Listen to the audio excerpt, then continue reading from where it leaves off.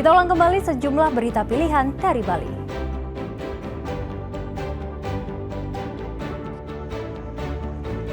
Warga mengeluhkan polusi asap dari TPA Mandung, Tabanan.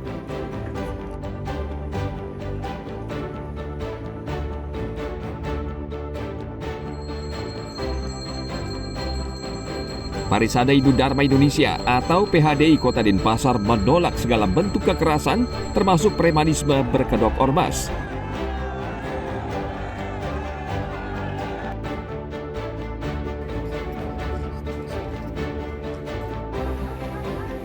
Kontes anjing Kintamani digelar di dermaga Kedisaan Kintamani Bangli.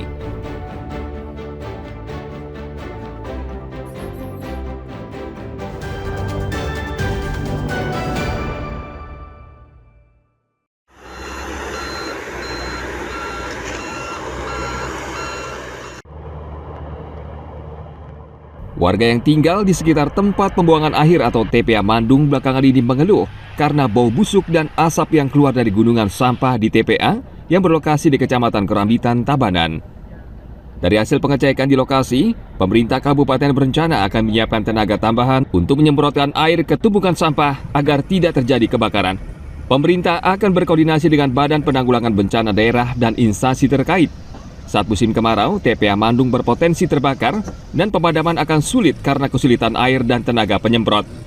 Wakil Bupati Tabanan Imade Dirga juga berjanji akan memperbaiki jalan ke lokasi TPA Mandung sehingga memudahkan petugas dan mobil pemadam kebakaran bergerak ke lokasi jika terjadi kebakaran. Setelah kita turun, nah, ini mudah-mudahan ke depan ini kita perbanyak airnya gitu. Apakah paginya, apakah siangnya dan sebagainya, sehingga akan mereda nih.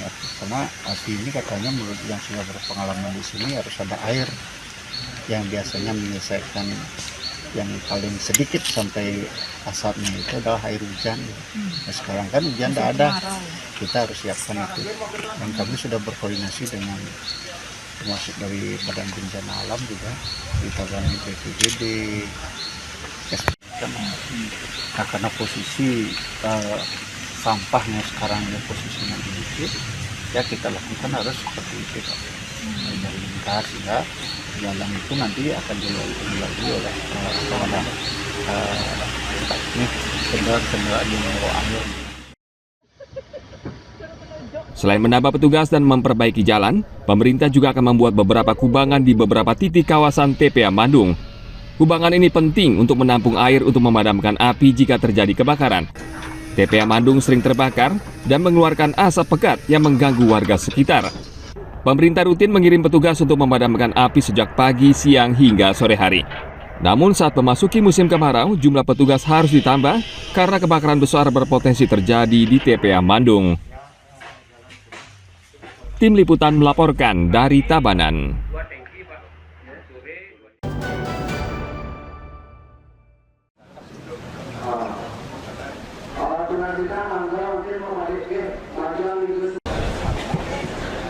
Parisada Hindu Dharma Indonesia atau PHDI Kota Denpasar mengecam segala bentuk kekerasan termasuk premanisme berkedok ormas. Sikap tegas ini disampaikan Ketua PHDI Kota Denpasar Imade Arke usai pelantikan dan pengukuhan PHDI tingkat desa dan kelurahan sekota Denpasar pada akhir pekan lalu di Pura Jagatnata Denpasar. Menurut Arke, premanisme merugikan orang lain dan bertentangan dengan norma agama.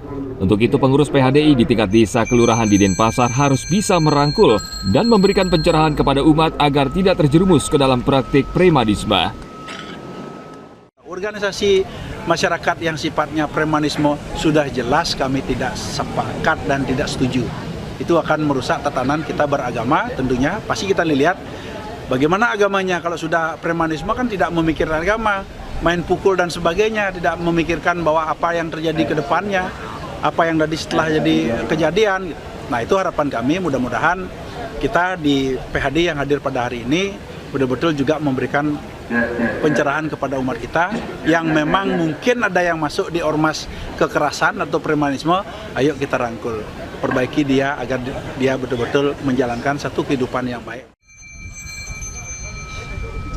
Pengukuhan terhadap 203 pengurus PHDI tingkat desa kelurahan Denpasar ini merupakan yang kedua kali melalui prosesi Majaya-Jaya secara niskala dan penyerahan surat keputusan. Dengan kehadiran PHDI hingga ke tingkat desa dan kelurahan diharapkan bisa melayani umat dengan baik. Tim Liputan melaporkan dari Denpasar.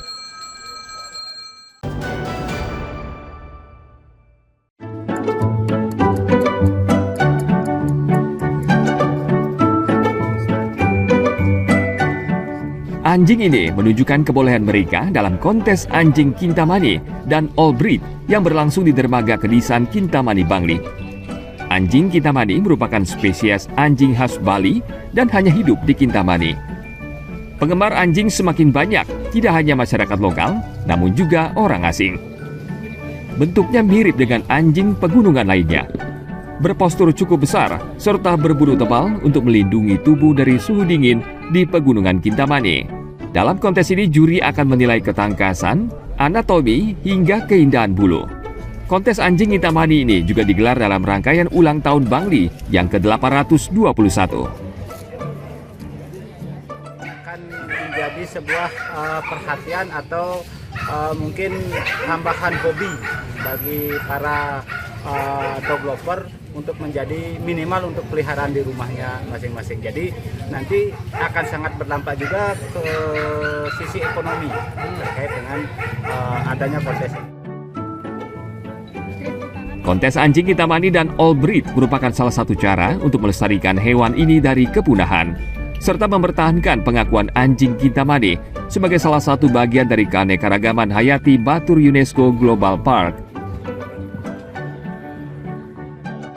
Untuk tetap mempertahankan pengakuan FCI ini sebagai salah satu anjing anjing yang telah diakui oleh FCI. Apabila kita tak ada event semacam lomba atau kontes, bisa jadi pengakuan itu dicabut. Peserta kontes anjing Kintamani datang dari berbagai daerah seperti Surabaya, Semarang, dan Jakarta, serta sejumlah negara dari Australia dan Thailand. Federation Cynologic International, sebuah lembaga yang bergerak untuk melacak keturunan dan ras anjing, menyebutkan anjing Kintamani diakui sebagai anjing tradunia, sama dengan anjing Chow Chow dari Cina, anjing ras Akita dari Jepang, serta Samoy dari Rusia. Anjing Kintamani merupakan anjing penjaga yang setia. Tim Liputan melaporkan dari Bangli.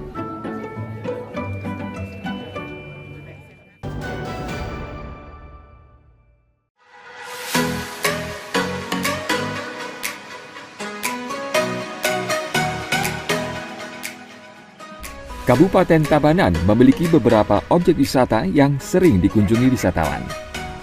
Salah satunya wisata kebun di Candi Kuning yang dikenal dengan keindahan alam, suasana sejuk, dan koleksi tanaman bunga.